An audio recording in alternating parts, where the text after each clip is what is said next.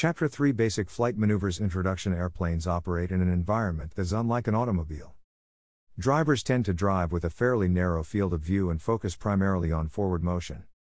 Beginning pilots tend to practice the same. Flight instructors face the challenge of teaching beginning pilots about attitude awareness, which requires understanding the motions of flight. An airplane rotates in bank, pitch, and yaw while also moving horizontally, vertically, and laterally. The four fundamentals, straight and level flight, turns, climbs, and descents, are the principal maneuvers that control the airplane through the six motions of flight. The four fundamentals. To master any subject, one must first master the fundamentals. An attempt to move on to advanced maneuvers prior to mastering the four fundamentals hinders the learning process. To be a competent pilot first requires that the pilot is skilled in the basics of fundamental airmanship. This requires mastery of the four basic flight maneuvers upon which all flying tasks are based: straight and level flight, turns, climbs, and descents. Consider the following. A takeoff is a combination of straight and level and a climb. Turning on course to the first navigation fix after departure is a climb and a turn, and a landing at the destination is a combination of airplane ground handling, acceleration, pitch, and a climb. The flight instructor must impart competent knowledge of these basic flight maneuvers so that the beginning pilot is able to combine them at a performance level that at least meets the Federal Aviation Administration, FAA, Practical Test Standards, PTS, or Airman Certification Standards, ACS, as appropriate. The importance of this phase of flight training cannot be overstated. As the beginning pilot progresses to more complex flight maneuvers, any deficiencies in the mastery of the four fundamentals are likely to become barriers to effective and efficient learning. Many beginning pilot difficulties in advanced maneuvers are likely caused by a lack of understanding, training, or practice in the four fundamentals. Effect and use of the flight controls. The airplane flies in an environment that allows it to travel up and down as well as left and right. That up or down can be relative to the flight conditions. If the airplane is right side up relative to the horizon, forward control stick or wheel, elevator control, movement will result in a loss of altitude. If the same airplane is upside down relative to the horizon, that same forward control movement will result in a gain of altitude. In any regard, that forward movement of the elevator control will always move the airplane in the same direction relative to the pilot's perspective. Therefore, the airplane controls always function the same relative to the pilot. Depending on the airplane's orientation to the earth, the same control actions may result in different movements of the airplane. Figure 3.1. The pilot is always considered the reference center of effect as the flight controls are used. Figure 3.2. The following is always true, regardless of the airplane's attitude in relation to the Earth's horizon. With the pilot's hand, when pulling the elevator pitch control toward the pilot, which is an aft movement of the aileron and elevator controls, control stick, or side stick controller, referred to as adding back pressure, the airplane's nose will rotate backwards relative to the pilot around the pitch, lateral, axis of the airplane. Think of this movement from the pilot's feet to the pilot's head. When pushing the elevator pitch control toward the instrument panel, which is the forward movement of the aileron and elevator controls, control stick, or side stick controller, referred to as increasing forward pressure, the airplane rotates the nose forward relative to the pilot around the pitch axis of the airplane. Think of this movement from the pilot's head to the pilot's feet. When right pressure is applied to the aileron control, which is a clockwise rotation of aileron and elevator controls, or the right deflection of the control stick or side stick controller, the airplane's right wing banks, rolls lower in relation to the pilot. Think of this movement from the pilot's head to the pilot's right hip. When left pressure is applied to the aileron control, which is a counterclockwise rotation of aileron and elevator controls, or the left deflection of the control stick or side stick controller, the airplane's left wing banks, rolls lower in relation to the pilot. Think of this movement from the pilot's head to the pilot's left hip. With the pilot's feet, when forward pressure is applied to the right rudder pedal, the airplane's nose moves, yaws, to the right in relation to the pilot. Think of this movement from the pilot's left shoulder to the pilot's right shoulder. When forward pressure is applied to the left rudder pedal, the airplane's nose moves, yaws, to the left in relation to the pilot. Think of this movement from the pilot's right shoulder to the pilot's left shoulder. While in flight, the flight controls have a resistance to a pilot's movement due to the airflow over the airplane's control surfaces, and the control surfaces remain in a fixed position as long as all forces acting upon them remain balanced. The amount of force that the passing airflow exerts on a control surface is governed by the airspeed and the degree that the surface is moved out of its streamlined position. This resistance increases as airspeed increases and decreases as airspeed decreases. While the airflow over the control surfaces changes during various flight maneuvers, it is not the amount of control surface movement that is important.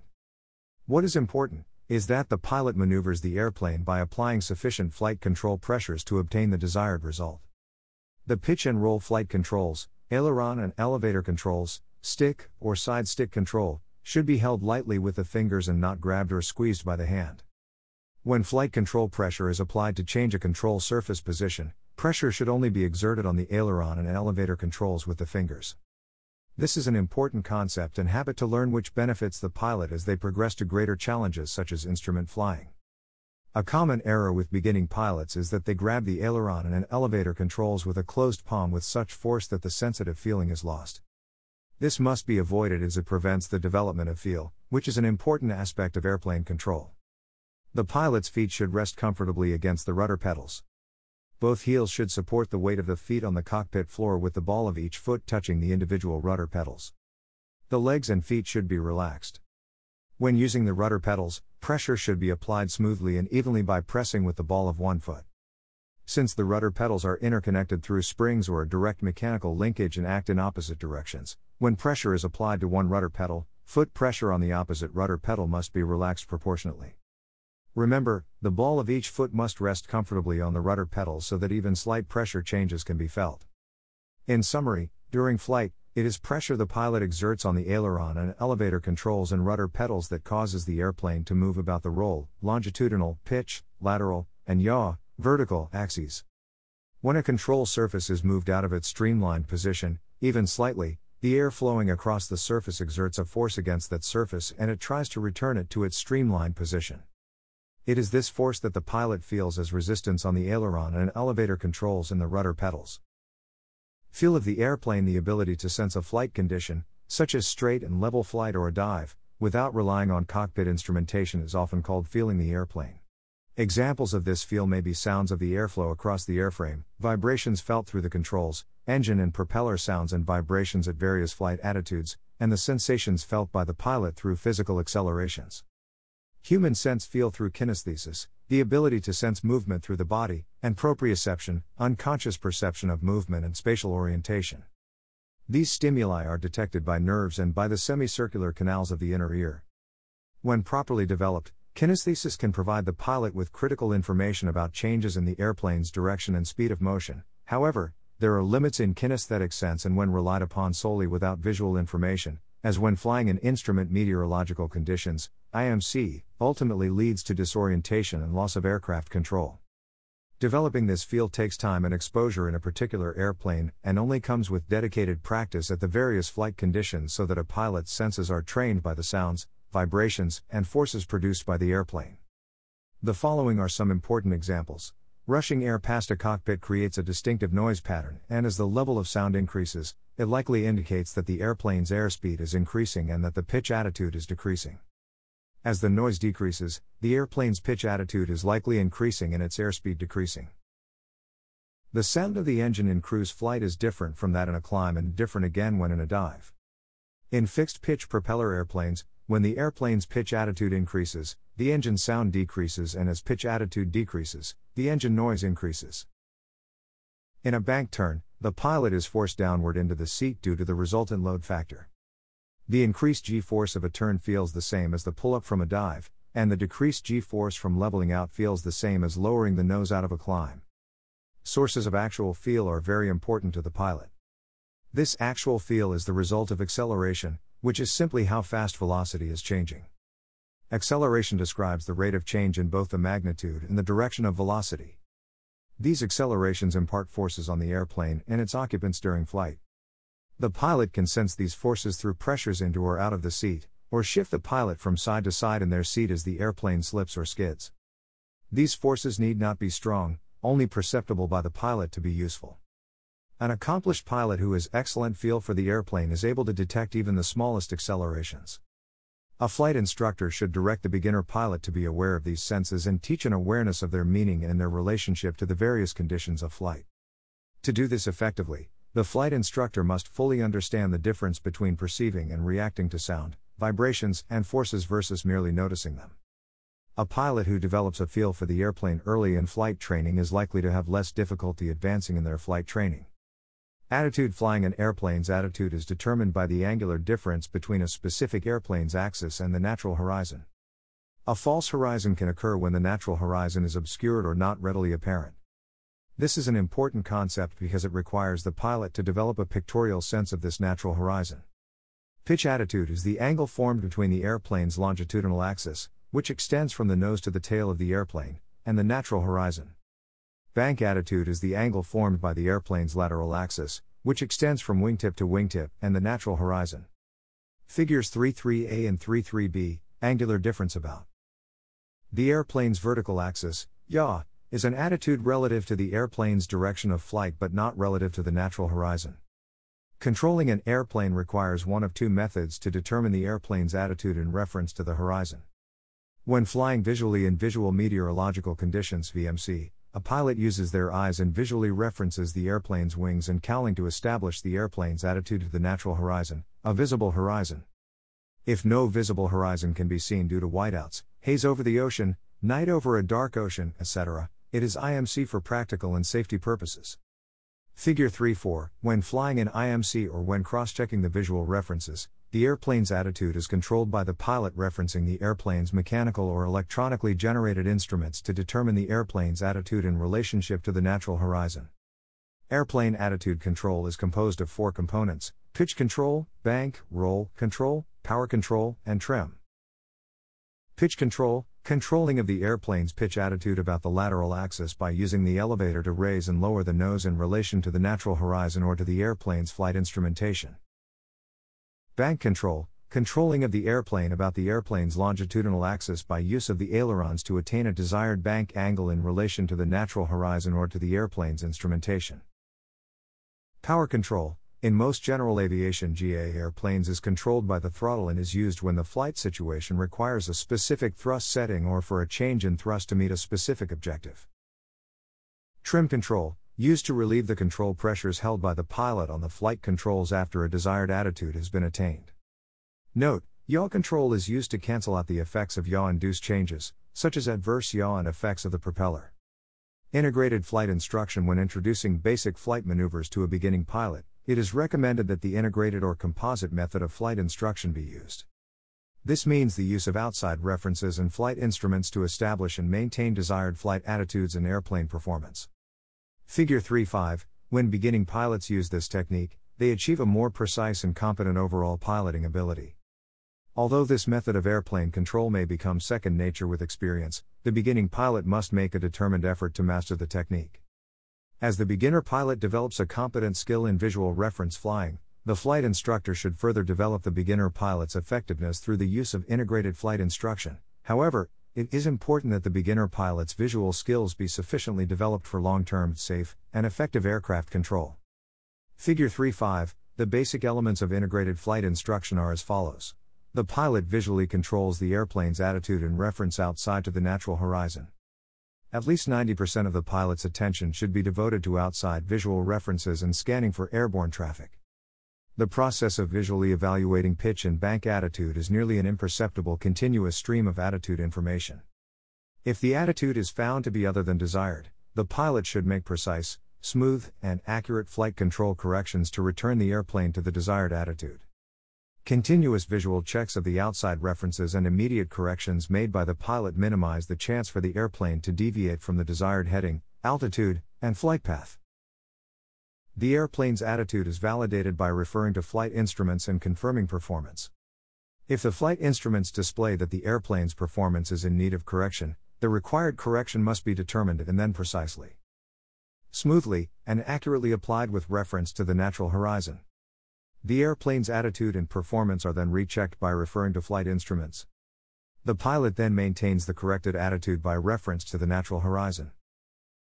The pilot should monitor the airplane's performance by making quick snapshots of the flight instruments. No more than 10% of the pilot's attention should be inside the cockpit. The pilot must develop the skill to quickly focus on the appropriate flight instruments and then immediately return to the visual outside references to control the airplane's attitude. The pilot should become familiar with the relationship between outside visual references to the natural horizon and the corresponding flight instrument indications. For example, a pitch attitude adjustment may require a movement of the pilot's reference point of several inches in relation to the natural horizon but correspond to a seemingly insignificant movement of the reference bar on the airplane's attitude indicator.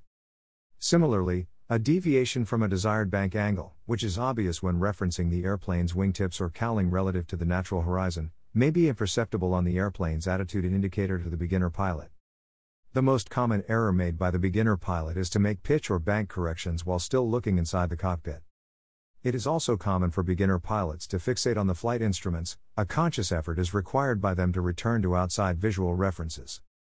For the first several hours of instruction, flight instructors may choose to use flight instrument covers to develop a beginning pilot's skill or to correct a pilot's poor habit of fixating on instruments by forcing them to use outside visual references for aircraft control.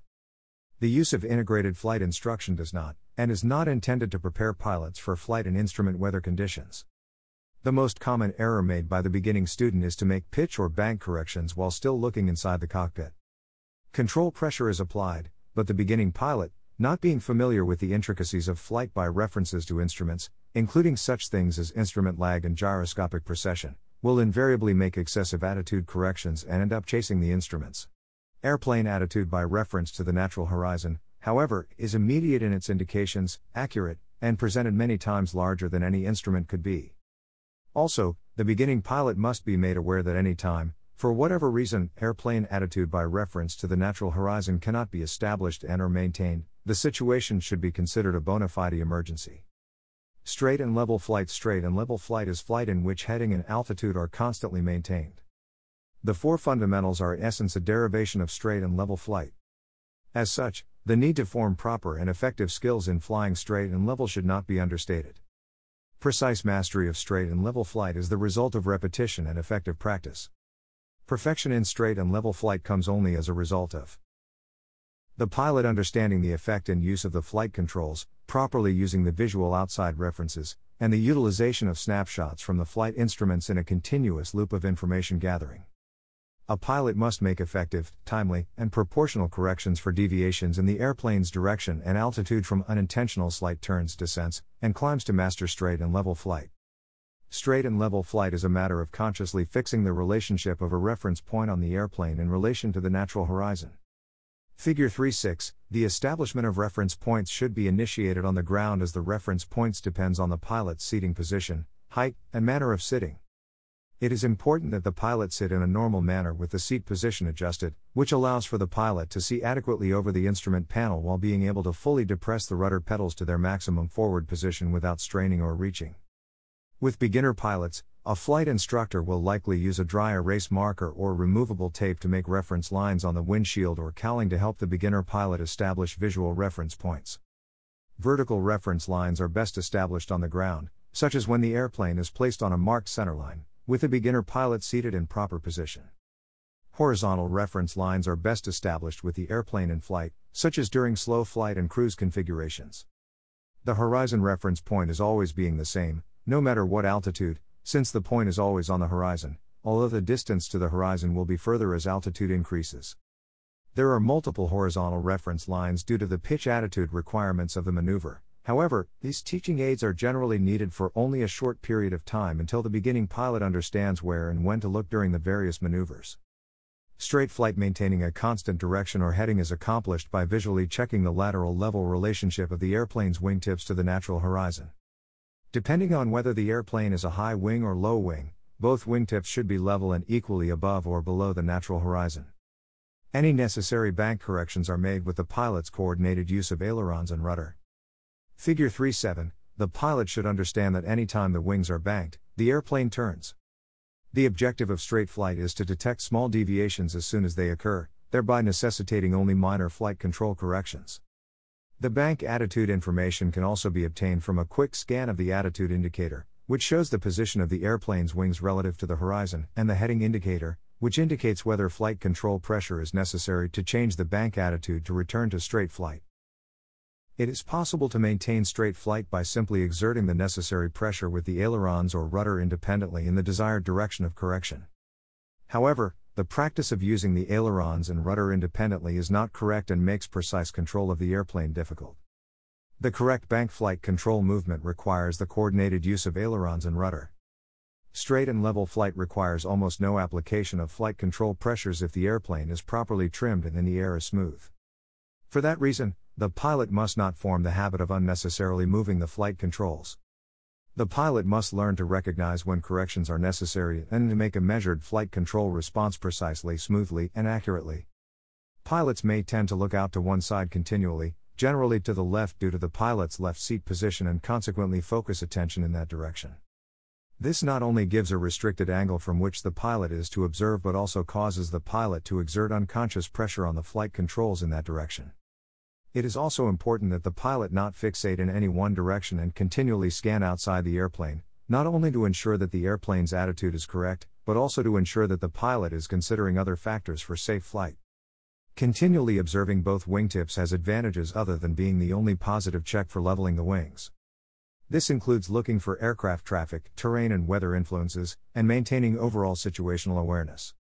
Level flight. In learning to control the airplane in level flight, it is important that the pilot be taught to maintain a light touch on the flight controls using fingers rather than the common problem of a tight-fisted palm wrapped around the flight controls. The pilot should exert only enough pressure on the flight controls to produce the desired result. The pilot should learn to associate the apparent movement of the references with the control pressures which produce attitude movement.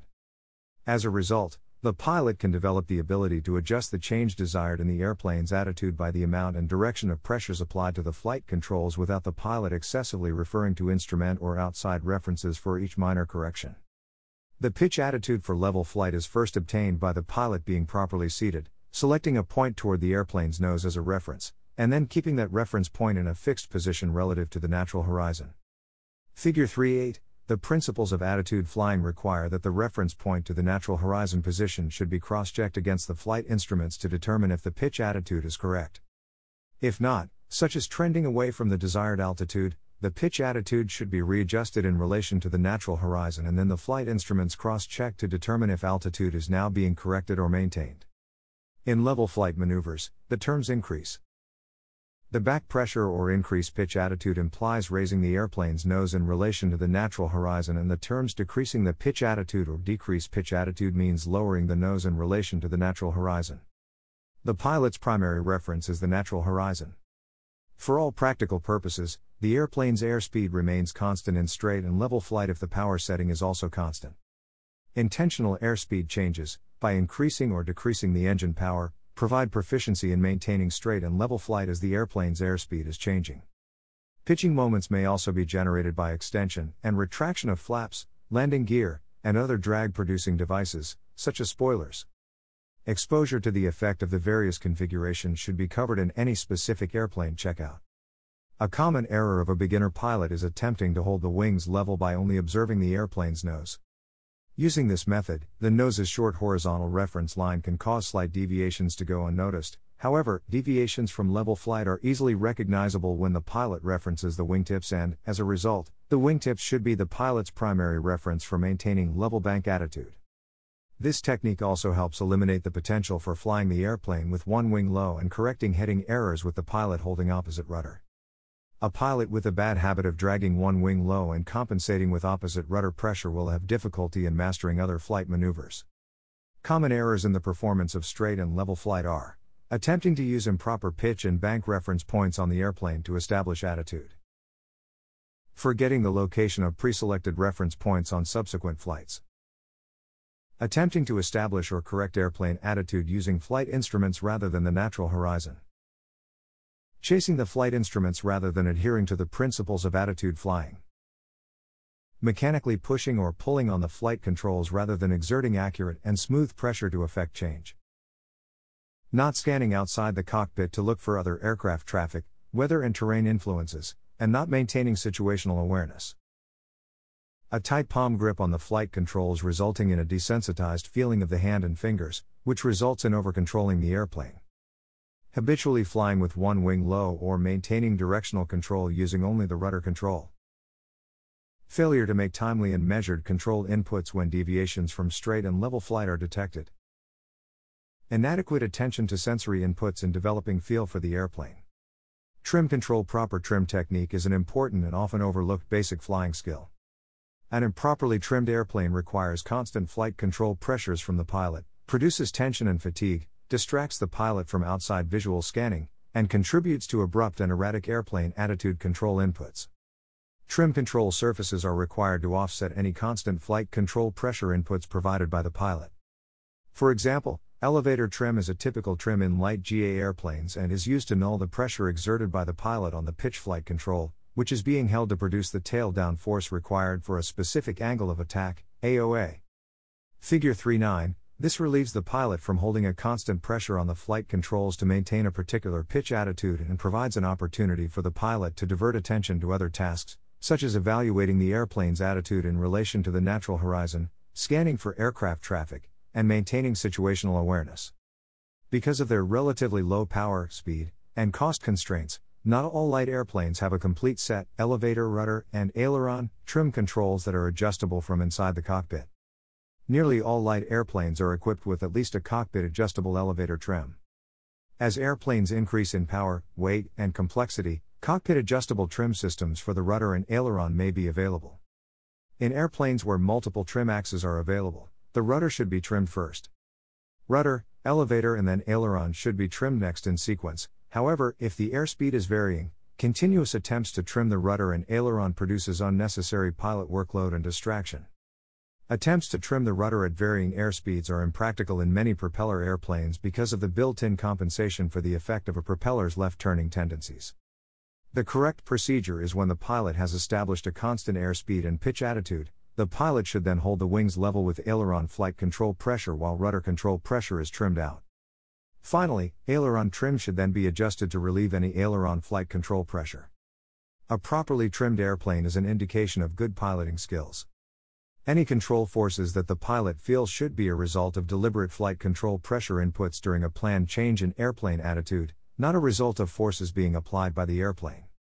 A common trim control error is the tendency for the pilot to over-control the airplane with trim adjustments. Attempting to fly the airplane with the trim is a common fault in basic flying technique even among experienced pilots. The airplane attitude must be established first and held with the appropriate flight control pressures, and then the flight control pressures trimmed out so that the airplane maintains the desired attitude without the pilot exerting flight control pressure. Level turns. A turn is initiated by banking the wings in the desired direction of the turn through the pilot's use of the aileron flight controls. Left aileron flight control pressure causes the left wing to lower in relation to the pilot. Right aileron flight control pressure causes the right wing to lower in relation to the pilot. In other words, to turn left, lower left wing with aileron by left stick. To turn right, lower right wing with right stick. Depending on bank angle and airplane engineering, at many bank angles, the airplane will continue to turn with ailerons neutralized. So the sequence should be like the following: 1. Bank airplane, adding either enough power or pitching up to compensate for the loss of lift, change in vector angle of lift. 2. Neutralize controls as necessary to stop bank from increasing and hold desired bank angle. 3. Use the opposite stick, aileron, to return airplane to level. 4. Then take that control out to again neutralize the ailerons, along with either power or pitch reduction, for level flight. Figure 3.10, a turn is the result of the following. The ailerons bank the wings and so determine the rate of turn for a given airspeed. Lift is divided into both vertical and horizontal lift components as a result of the bank. The horizontal component of lift moves the airplane toward the bank direction. The elevator pitches the nose of the airplane up or down in relation to the pilot and perpendicular to the wings.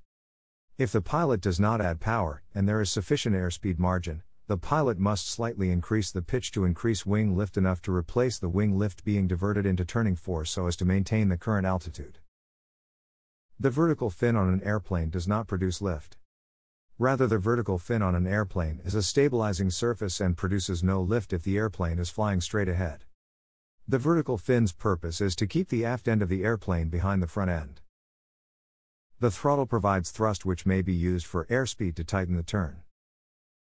The pilot uses the rudder to offset any adverse yaw developed by wings differential lift and the engine/propeller. The rudder does not turn the airplane. The rudder is used to maintain coordinated flight. For purposes of this discussion, turns are divided into three classes: shallow, medium, and steep. Shallow turns, bank angle is approximately 20 degrees or less. This shallow bank is such that the inherent lateral stability of the airplane slowly levels the wings unless aileron pressure in the desired direction of bank is held by the pilot to maintain the bank angle. Medium turns result from a degree of bank between approximately 20 degrees to 45 degrees. At medium bank angles, the airplane's inherent lateral stability does not return the wings to level flight. As a result, the airplane tends to remain at a constant bank angle without any flight control pressure held by the pilot. The pilot neutralizes the aileron flight control pressure to maintain the bank. Steep turns result from a degree of bank of approximately 45 degrees or more. The airplane continues in the direction of the bank even with neutral flight controls unless the pilot provides opposite flight control aileron pressure to prevent the airplane from overbanking. The amount of opposite flight control pressures is dependent on various factors, such as bank angle and airspeed. In general, a noticeable level of opposite aileron flight control pressure is required by the pilot to prevent overbanking. When an airplane is flying straight and level, the total lift is acting perpendicular to the wings and to the earth. As the airplane is banked into a turn, total lift is the resultant of two components, vertical and horizontal. Figure 3.11, the vertical lift component continues to act perpendicular to the earth and opposes gravity. The horizontal lift component acts parallel to the earth's surface opposing centrifugal force. These two lift components act at right angles to each other, causing the resultant total lifting force to act perpendicular to the banked wing of the airplane. It is the horizontal lift component that begins to turn the airplane and not the rudder. In constant altitude, constant airspeed turns, it is necessary to increase the OA of the wing when rolling into the turn by increasing back pressure on the elevator, as well as the addition of power to counter the loss of speed due to increased drag. This is required because total lift has divided into vertical and horizontal components of lift. In order to maintain altitude, the total lift, since total lift acts perpendicular to the wing, must be increased to meet the vertical component of lift requirements, to balance weight and load factor, for level flight. The purpose of the rudder in a turn is to coordinate the turn. As lift increases, so does drag. When the pilot deflects the ailerons to bank the airplane, both lift and drag are increased on the rising wing and, simultaneously, lift and drag are decreased on the lowering wing. Figure 3.12, this increased drag on the rising wing and decreased drag on the lowering wing results in the airplane yawing opposite to the direction of turn. To counteract this adverse yaw, rudder pressure is applied simultaneously with aileron in the desired direction of turn. This action is required to produce a coordinated turn. Coordinated flight is important to maintaining control of the airplane. Situations can develop when a pilot is flying an uncoordinated flight and, depending on the flight control deflections, may support pro-spin flight control inputs. This is especially hazardous when operating at low altitudes, such as when operating in the airport traffic pattern. Pilots must learn to fly with coordinated control inputs to prevent unintentional loss of control when maneuvering in certain situations. During uncoordinated flight, the pilot may feel that they are being pushed sideways toward the outside or inside of the turn. Figure 3.13, a skid is when the pilot may feel that they are being pressed toward the outside of the turn and toward the inside of the turn during a slip. The ability to sense a skid or slip is developed over time, and as the feel of flying develops, a pilot should become highly sensitive to a slip or skid without undue reliance on the flight instruments. Turn radius. To understand the relationship between airspeed, bank, and radius of turn, it should be noted that the rate of turn at any given true airspeed depends on the horizontal lift component. The horizontal lift component varies in proportion to the amount of bank.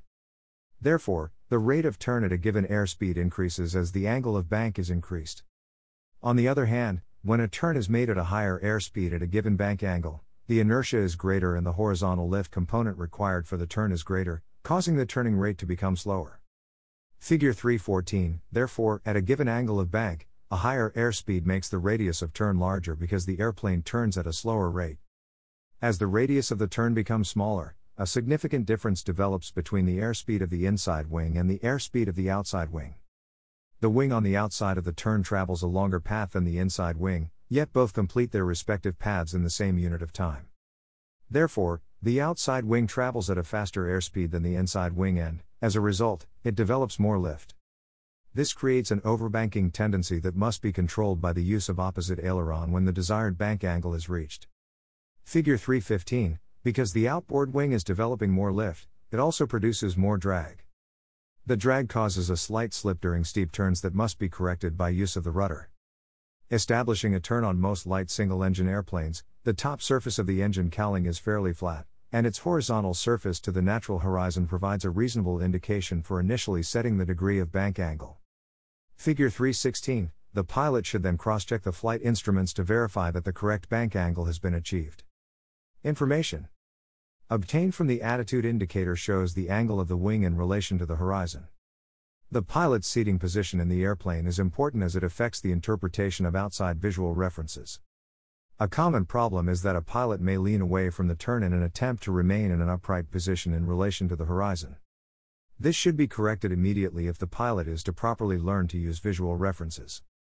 Figure 3.17, because most airplanes have side-by-side seating, a pilot does not sit on the airplane's longitudinal axis, which is where the airplane rotates and roll. The pilot sits slightly off to one side, typically the left, of the longitudinal axis. Due to parallax error, this makes the nose of the airplane appear to rise when making a left turn, due to pilot lowering in relation to the longitudinal axis, and the nose of the airplane appear to descend when making right turns, due to pilot elevating in relation to the longitudinal axis. Figure 3.18, beginning pilots should not use large aileron and rudder control inputs. This is because large control inputs produce rapid roll rates and allows little time for the pilot to evaluate and make corrections. Smaller flight control inputs result in slower roll rates and provide for more time to accurately complete the necessary pitch and bank corrections. Some additional considerations for initiating turns are the following.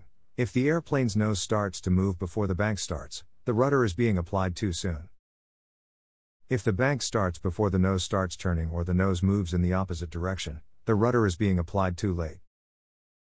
If the nose moves up or down when entering a bank, excessive or insufficient elevator back pressure is being applied. After the bank has been established, all flight control pressures applied to the ailerons and rudder may be relaxed or adjusted, depending on the established bank angle, to compensate for the airplane's inherent stability or overbanking tendencies. The airplane should remain at the desired bank angle with the proper application of aileron pressures. If the desired bank angle is shallow, the pilot needs to maintain a small amount of aileron pressure into the direction of bank, including rudder, to compensate for yaw effects. For medium bank angles, the ailerons and rudder should be neutralized. Steep bank angles require opposite aileron and rudder to prevent the bank from steepening. Back pressure on the elevator should not be relaxed as the vertical component of lift must be maintained if altitude is to be maintained. Throughout the turn, the pilot should reference the natural horizon, scan for aircraft traffic, and occasionally cross-check the flight instruments to verify performance. A reduction in airspeed is the result of increased drag but is generally not significant for shallow bank angles. In steeper turns, additional power may be required to maintain airspeed. If altitude is not being maintained during the turn, the pitch attitude should be corrected in relation to the natural horizon and cross-checked with the flight instruments to verify performance. Steep turns require accurate, smooth, and timely flight control inputs. Minor corrections for pitch attitude are accomplished with proportional elevator back pressure while the bank angle is held constant with the ailerons. However, during steep turns, it is not uncommon for a pilot to allow the nose to get excessively low, resulting in a significant loss in altitude in a very short period of time.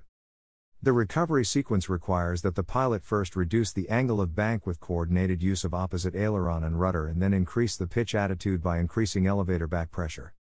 If recovery from an excessively nose-low, steep bank condition is attempted by use of the elevator only, it only causes a steepening of the bank and unnecessary stress on the airplane.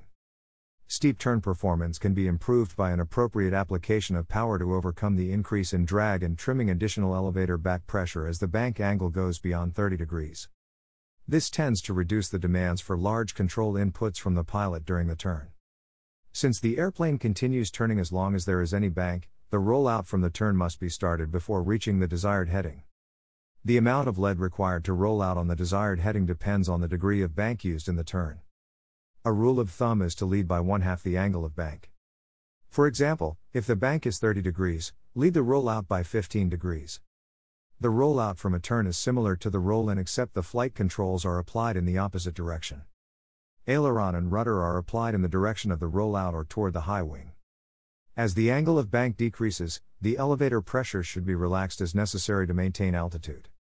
As the wings become level, the flight control pressure should be smoothly relaxed so that the controls are neutralized as the airplane returns to straight and level flight. If trim was used, such as during a steep turn, forward elevator pressure may be required until the trim can be adjusted.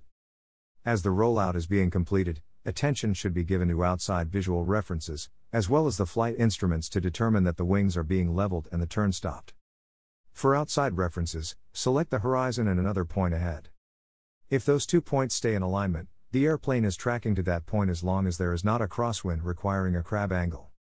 It would also be a good idea to include VFR references for heading as well and pitch.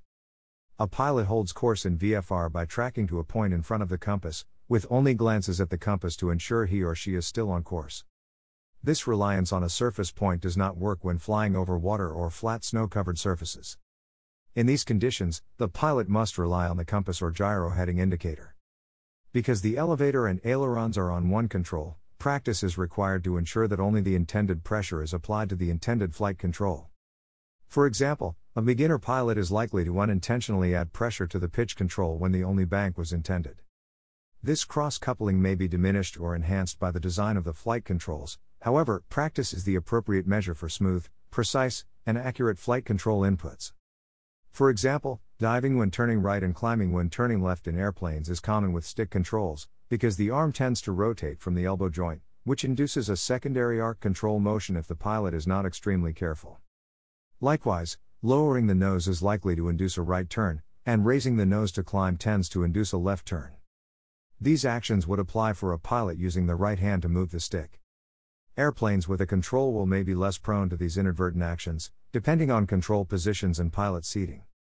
In any case, the pilot must retain the proper sight picture of the nose following the horizon, whether up, down, left or right, and isolate undesired motion. It is essential that flight control coordination be developed because it is the very basis of all fundamental flight maneuvers. Common errors in level turns are: failure to adequately clear in the direction of turn for aircraft traffic, gaining or losing altitude during the turn, not holding the desired bank angle constant, attempting to execute the turn solely by instrument reference, leaning away from the direction of the turn while seated. Insufficient feel for the airplane is evidenced by the inability to detect slips or skids without reference to flight instruments. Attempting to maintain a constant bank angle by referencing only the airplane's nose. Making skidding flat turns to avoid banking the airplane. Holding excessive rudder in the direction of turn. Gaining proficiency in turns in only one direction. Failure to coordinate the controls. Climbs and climbing turns. When an airplane enters a climb, it changes its flight path from level flight to a climb attitude. In a climb, weight no longer acts in a direction solely perpendicular to the flight path. When an airplane enters a climb, excess lift must be developed to overcome the weight or gravity. This requirement to develop more lift results in more induced drag, which either results in decreased airspeed and/or an increased power setting to maintain a minimum airspeed in the climb. An airplane can only sustain a climb when there is sufficient thrust to offset increased drag, therefore, climb rate is limited by the excess thrust available.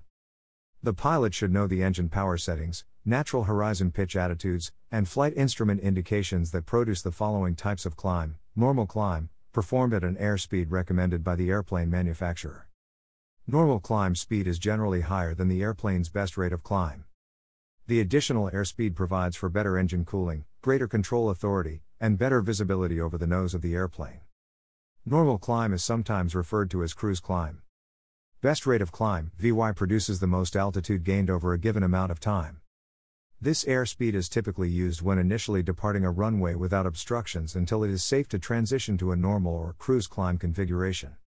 Best angle of climb, VX, performed at an airspeed that produces the most altitude gain over a given horizontal distance. The best angle of climb results in a steeper climb, although the airplane takes more time to reach the same altitude than it would at best rate of climb airspeed. The best angle of climb is used to clear obstacles, such as a strand of trees, after takeoff. Figure 319, it should be noted that as altitude increases, the airspeed for best angle of climb increases and the airspeed for best rate of climb decreases. Performance charts contained in the Airplane Flight Manual or Pilot's Operating Handbook. AFM/PO must be consulted to ensure that the correct airspeed is used for the desired climb profile at the given environmental conditions. There is a point at which the best angle of climb airspeed and the best rate of climb airspeed intersect. This occurs at the absolute ceiling at which the airplane is incapable of climbing any higher. Figure 320 establishing a climb. A straight climb is entered by gently increasing back pressure on the elevator flight control to the pitch attitude referencing the airplane's nose to the natural horizon while simultaneously increasing engine power to the climb power setting. The wingtips should be referenced in maintaining the climb attitude while cross-checking the flight instruments to verify performance. In many airplanes, as power is increased, an increase in slipstream over the horizontal stabilizer causes the airplane's pitch attitude to increase greater than desired. The pilot should be prepared for slipstream effects but also for the effect of changing airspeed and changes in lift. The pilot should be prepared to use the required flight control pressures to achieve the desired pitch attitude. If a climb is started from cruise flight, the airspeed gradually decreases as the airplane enters a stabilized climb attitude. The thrust required to maintain straight and level flight at a given airspeed is not sufficient to maintain the same airspeed in a climb. Increased drag in a climb stems from increased lift demands made upon the wing to increase altitude. Climbing requires an excessive lift over that necessary to maintain level flight. Increased lift will generate more induced drag. That increase in induced drag is why more power is needed and why a sustained climb requires an excessive thrust. For practical purposes, gravity or weight is a constant. Even using a vector diagram to show where more lift is necessary because the lift vector from the wings is no longer perpendicular to the wings, therefore more lift is needed from the wings, which requires more thrust from the power plant. The power should be advanced to the recommended climb power. On airplanes equipped with an independently controllable pitch propeller, this requires advancing the propeller control prior to increasing engine power. Some airplanes may be equipped with cowl flaps to facilitate effective engine cooling. The position of the cowl flaps should be set to ensure cylinder head temperatures remain within the manufacturer's specifications. Engines that are normally aspirated experience a reduction of power as altitude is gained. As altitude increases, air density decreases, which results in a reduction of power. The indications show a reduction in revolutions per minute, RPM, for airplanes with fixed pitch propellers. Airplanes that are equipped with controllable propellers show a decrease in manifold pressure. The pilot should reference the engine instruments to ensure that climb power is being maintained and that pressures and temperatures are within the manufacturer's limits. As power decreases in the climb, the pilot must continually advance the throttle or power lever to maintain specified climb settings. The propeller effects during a climb and high power settings must be understood by the pilot. The propeller in most airplanes rotates clockwise when seen from the pilot's position. As pitch attitude is increased, the center of thrust from the propeller moves to the right and becomes asymmetrical. This asymmetric condition is often called P factor. This is the result of the increased O of the descending propeller blade, which is the right side of the propeller disc when seen from the cockpit. As the center of propeller thrust moves to the right, a left-turning yawing moment moves the nose of the airplane to the left. This is compensated by the pilot through right rudder pressure. In addition, torque that acts opposite to the direction of propeller rotation causes the airplane to roll to the left. Under these conditions, torque and P factor cause the airplane to roll and yaw to the left. To counteract this, right rudder and aileron flight control pressures must be used. During the initial practice of climbs, this may initially seem awkward. However, after some experience, the correction for propeller effects becomes instinctive. As the airspeed decreases during the climb's establishment, the airplane's pitch attitude tends to lower unless the pilot increases the elevator flight control pressure. Nose-up elevator trim should be used so that the pitch attitude can be maintained without the pilot holding back elevator pressure. Throughout the climb, since the power should be fixed at the climb power setting, airspeed is controlled by the use of elevator pressure. The pitch attitude to the natural horizon determines if the pitch attitude is correct and should be cross-checked to the flight instruments to verify climb performance. Figure 321. To return to straight and level flight from a climb, it is necessary to begin leveling off prior to reaching the desired altitude. Level off should begin at approximately 10% of the rate of climb. For example, if the airplane is climbing at 500 feet per minute, FPM, leveling off should begin 50 feet prior to reaching the desired altitude.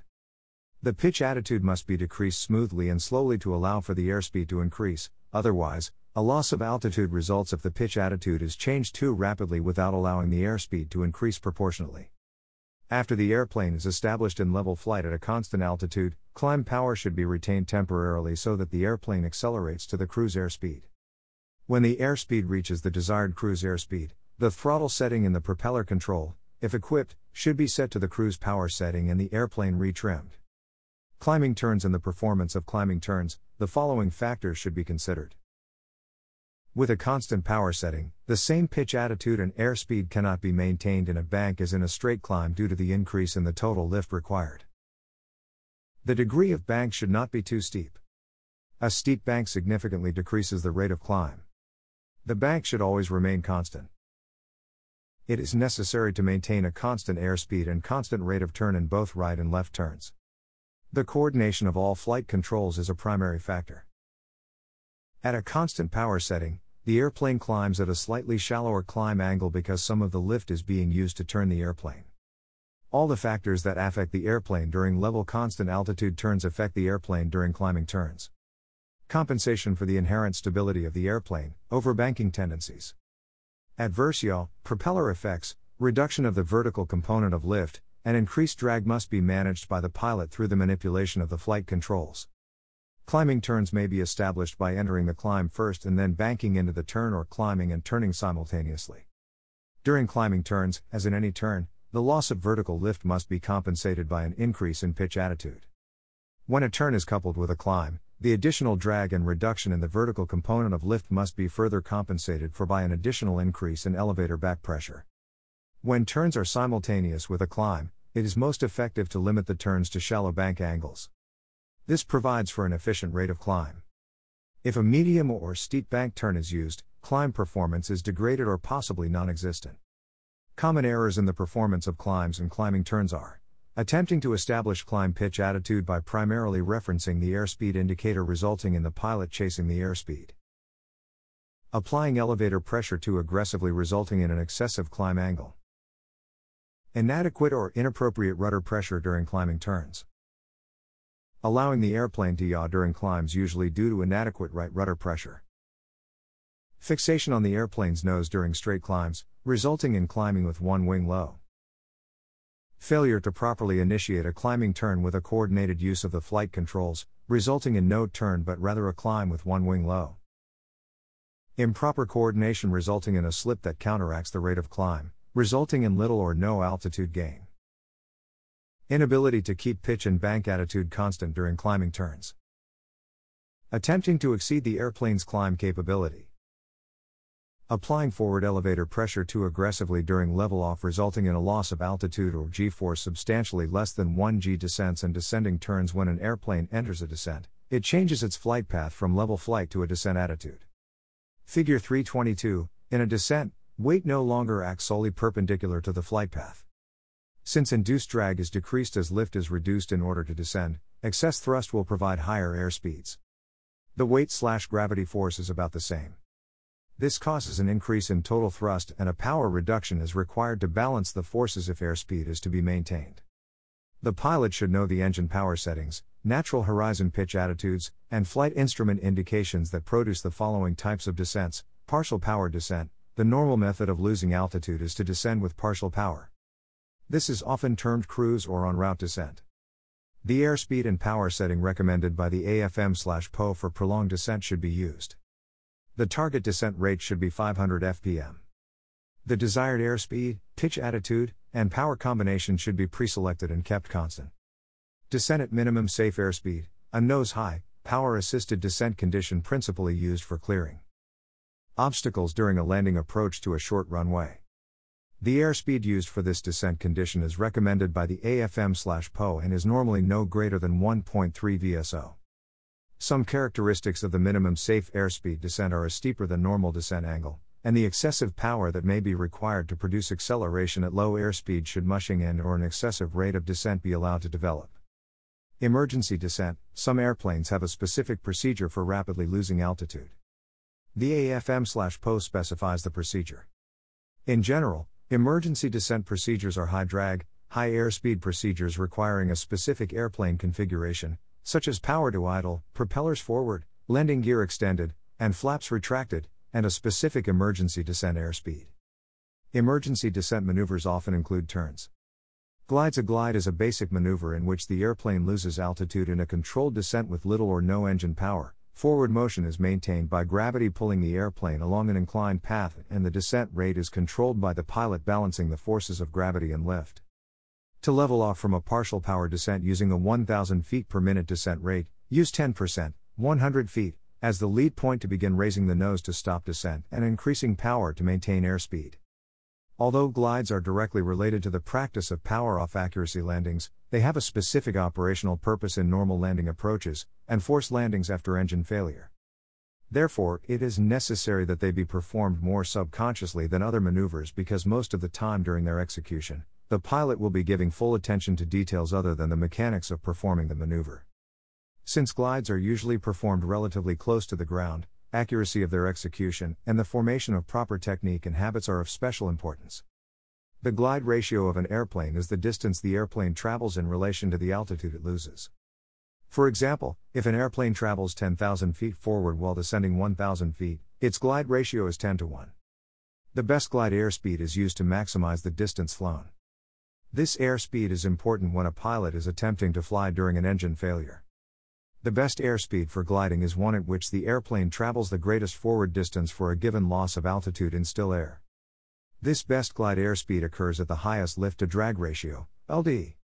Figure 323, when gliding at airspeed above or below the best glide airspeed, drag increases. Any change in the gliding airspeed results in a proportional change in the distance flown.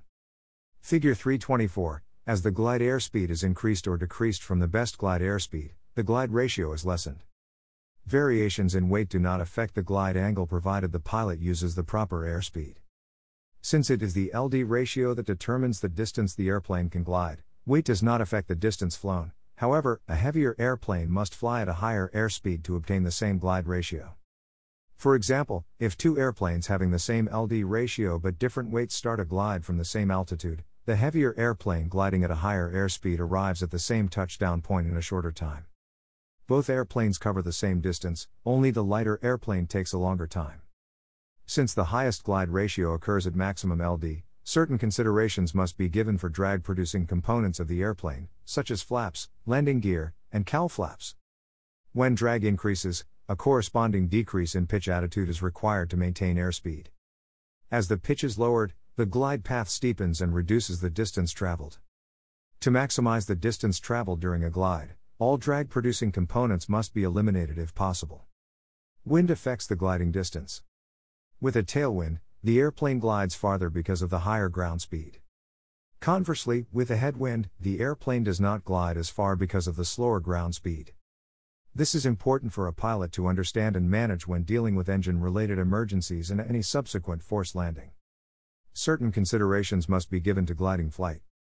These considerations are caused by the absence of the propeller slipstream, compensation for P-factor in the airplane's design, and the effectiveness of airplane control surfaces.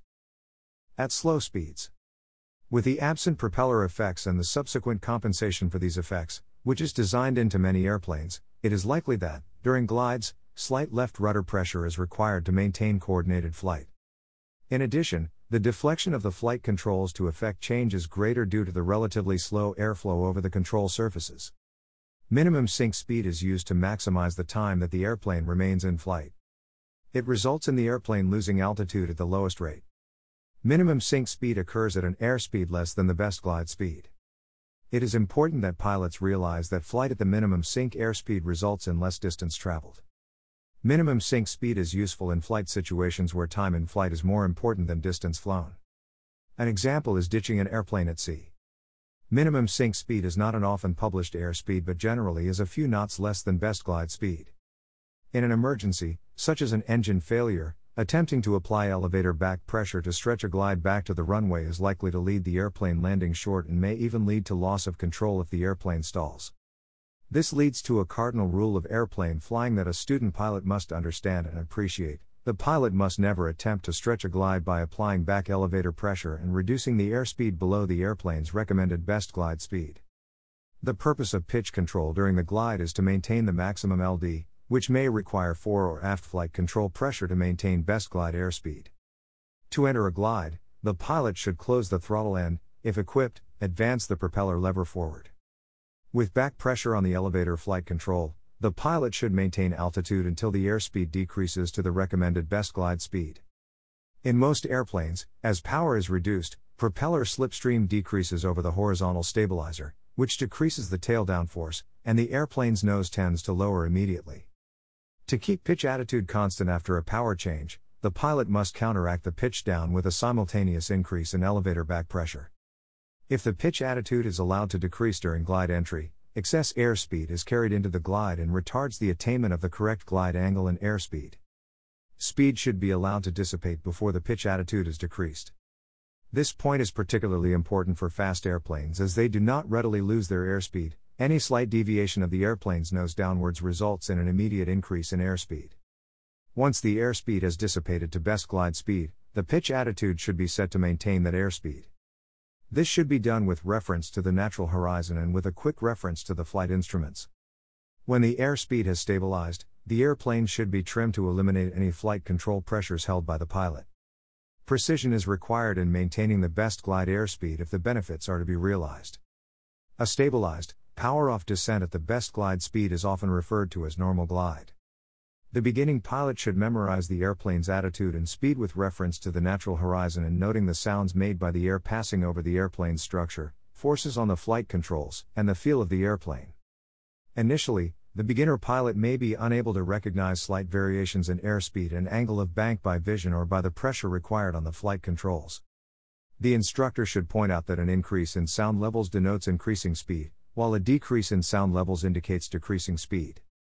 When a sound level change is perceived, a beginning pilot should cross-check the visual and pressure references.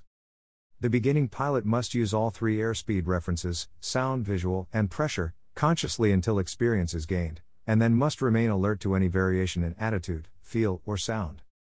After a solid comprehension of the normal glide is attained, the beginning pilot should be instructed in the differences between normal and abnormal glides. Abnormal glides are those glides conducted at speeds other than the best glide speed. Glide airspeeds that are too slow or too fast may result in the airplane not being able to make the intended landing spot, flat approaches, hard touchdowns, floating, overruns, and possibly stalls in an accident. Gliding turns the absence of the propeller slipstream, loss of effectiveness of the various flight control surfaces at lower airspeeds, and designed in aerodynamic corrections complicates the task of flight control coordination in comparison to powered flight for the inexperienced pilot. These principles should be thoroughly explained by the flight instructor so that the beginner pilot may be aware of the necessary differences in coordination. Three elements in gliding turns that tend to force the nose down and increase glide speed are: decrease in lift due to the direction of the lifting force, excessive rudder inputs as a result of reduced flight control pressures. The normal stability and inherent characteristics of the airplane to nose down with the power off. These three factors make it necessary to use more back pressure on the elevator than is required for a straight glide or a level turn, and therefore, have a greater effect on control coordination.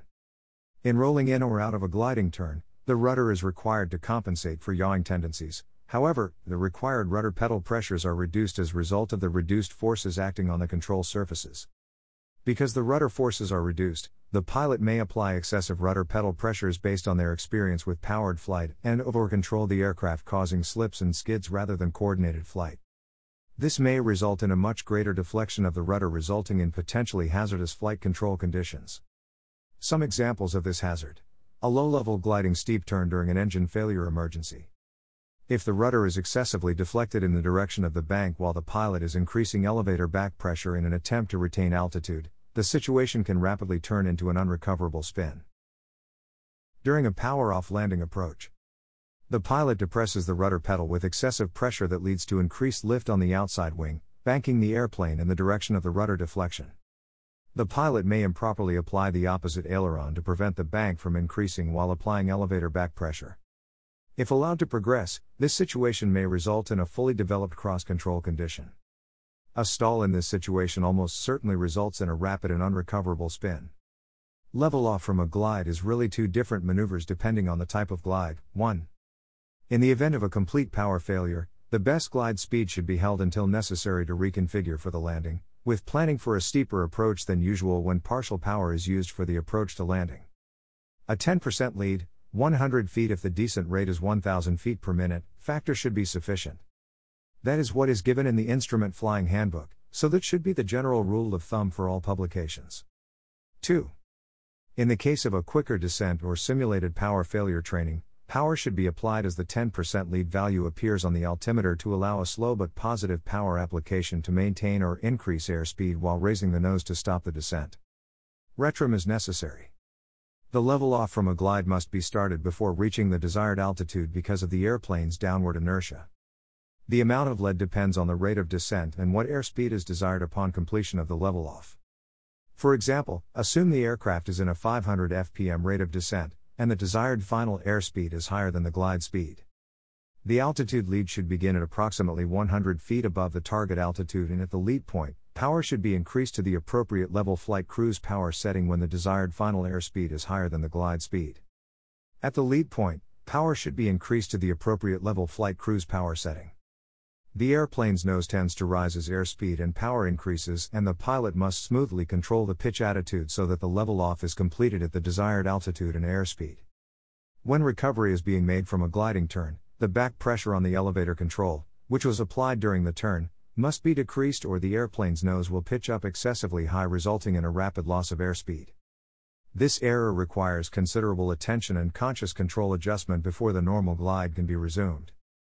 Common errors in the performance of descents and descending turns are: failure to adequately clear for aircraft traffic in the turn direction or descent, inadequate elevator back pressure during glide entry resulting in an overly steep glide, failure to slow the airplane to approximate glide speed prior to lowering pitch attitude, attempting to establish/maintain a normal glide solely by reference to flight instruments, inability to sense changes in airspeed through sound and feel, inability to stabilize the glide, chasing the airspeed indicator, attempting to stretch the glide by applying back elevator pressure, skidding or slipping during gliding turns due to inadequate appreciation of the difference in rudder forces as compared to turns with power, failure to lower pitch attitude during gliding turn entry resulting in a decrease in airspeed, excessive rudder pressure during recovery from gliding turns, inadequate pitch control during recovery from straight glide,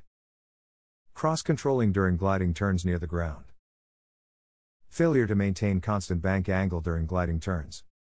Chapter summary: the four fundamental maneuvers of straight and level flight, turns, climbs, and descents are the foundation of basic airmanship. Effort and continued practice are required to master the fundamentals. It is important that a pilot consider the 6 motions of flight: bank, pitch, yaw, and horizontal, vertical, and lateral displacement. In order for an airplane to fly from one location to another, it pitches, banks, and yaws while it moves over and above, in relationship to the ground, to reach its destination. The airplane must be treated as an aerodynamic vehicle that is subject to rigid aerodynamic laws. A pilot must understand and apply the principles of flight in order to control an airplane with the greatest margin of mastery and safety.